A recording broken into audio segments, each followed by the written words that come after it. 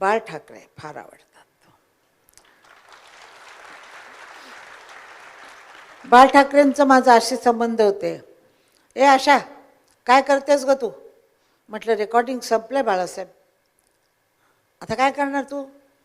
नाही, जेवायचं आहे मला घरी जाऊन. इकडे ये, असंच बोलायचं.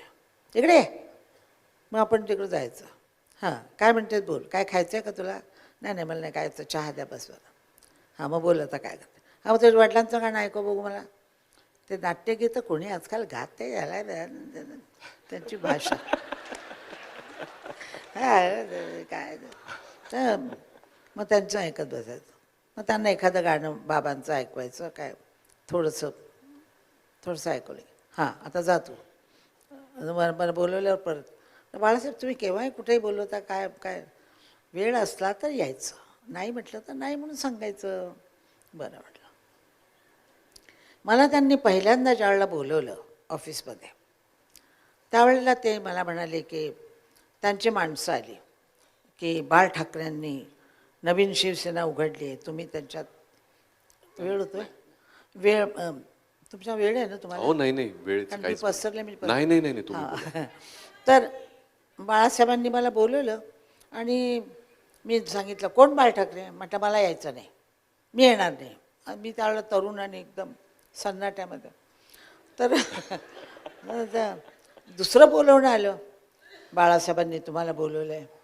तिसरं बोलवणं आलं, बाळासाहेबांनी बोलवलं आहे. मी येणार नाही, सांगा तुमच्या बाळासाहेबांना. शेवटी 4 माणसं आली आणि त्यांनी मला सांगितलं की तुम्ही आला नाही आला तर आम्हाला उचलून न्यायचं आहे तुम्हाला.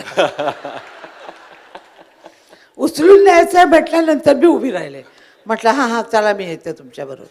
मग मी जाऊन त्या ऑफिसमध्ये बसले. छोटं ऑफिस होतं पहिलं बाळासाहेबांचं. मी अशी बसले, इकडं मान करून. बाळासाहेब तिकडं होते, इकडं पण बाजून. तर ते हसत होते. हसताय काय म्हटलं. मी त्याच म्हटलं हसताय काय, मला कशाला तुम्ही बोलवलं? काय आहे ना, शिवाजी भोसलेंना बाहेर गडीतून काढण्यासाठी काहीतरी इलाज करावाच लागला मला. म्हणजे मला त्यांनी इतका मान दिला की भोसलेंना गढीतून त्यांच्या काढून आणायसाठी 4 माणसं पाठवली. तेव्हापासून आमची दोस्ती झाली. मी हसायला लागले म्हणजे काय काम आहे बाळासाहेब बोला.